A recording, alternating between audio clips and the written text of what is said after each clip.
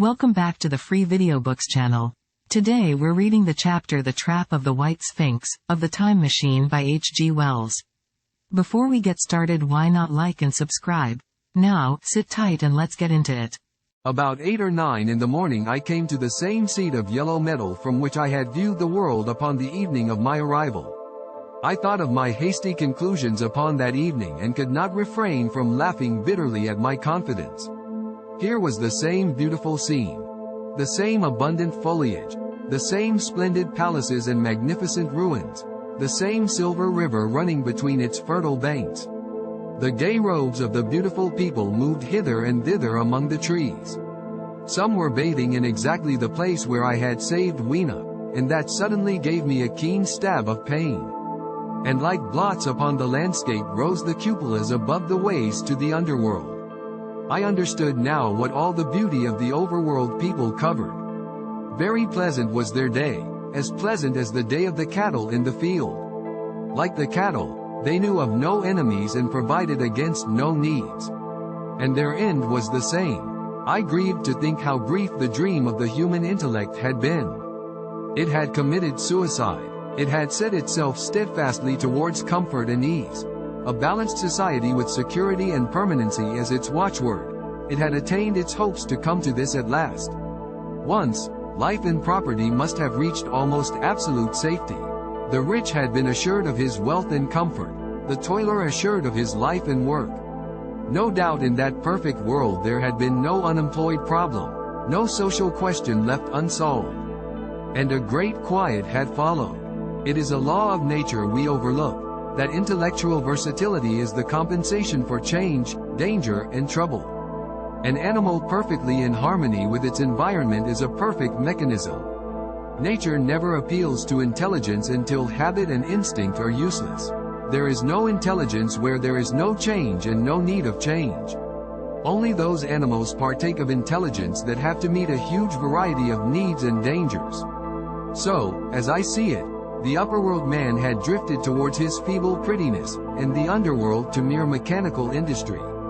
But that perfect state had lacked one thing even for mechanical perfection: absolute permanency. Apparently as time went on, the feeding of an underworld, however it was effected, had become disjointed.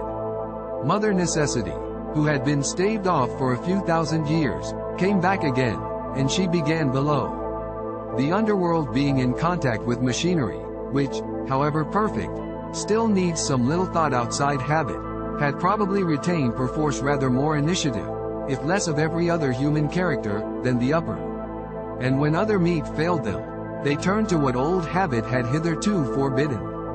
So I say I saw it in my last view of the world of 802,701. It may be as wrong an explanation as mortal wit could invent.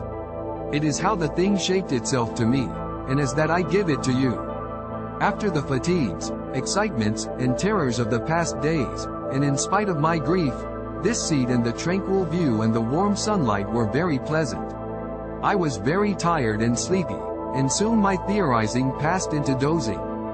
Catching myself at that, I took my own hint, and spreading myself out upon the turf I had a long and refreshing sleep. I awoke a little before sunsetting. I now felt safe against being caught napping by the Morlocks, and, stretching myself, I came on down the hill towards the White Sphinx.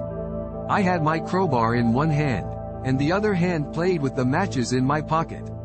And now came a most unexpected thing. As I approached the pedestal of the Sphinx I found the bronze valves were open. They had slid down into grooves. At that I stopped short before them, hesitating to enter. Within was a small apartment, and on a raised place in the corner of this was the time machine. I had the small levers in my pocket. So here, after all my elaborate preparations for the siege of the White Sphinx, was a meek surrender. I threw my iron bar away, almost sorry not to use it. A sudden thought came into my head as I stooped towards the portal. For once, at least, I grasped the mental operations of the Morlocks. Suppressing a strong inclination to laugh, I stepped through the bronze frame and up to the time machine. I was surprised to find it had been carefully oiled and cleaned.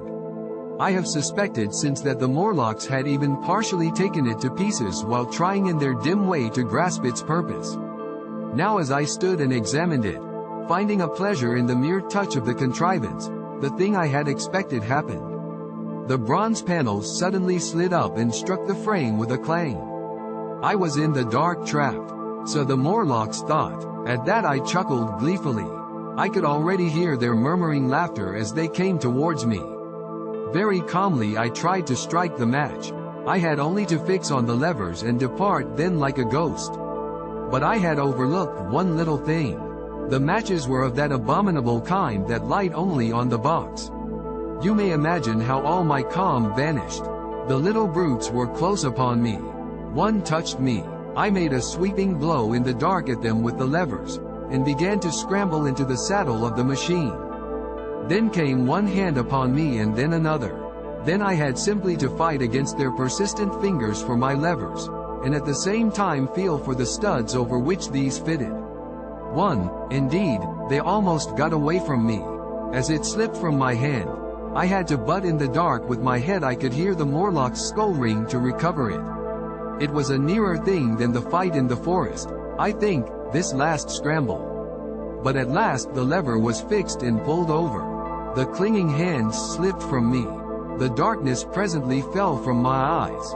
I found myself in the same gray light and tumult I have already described. Did you enjoy today's chapter of The Time Machine?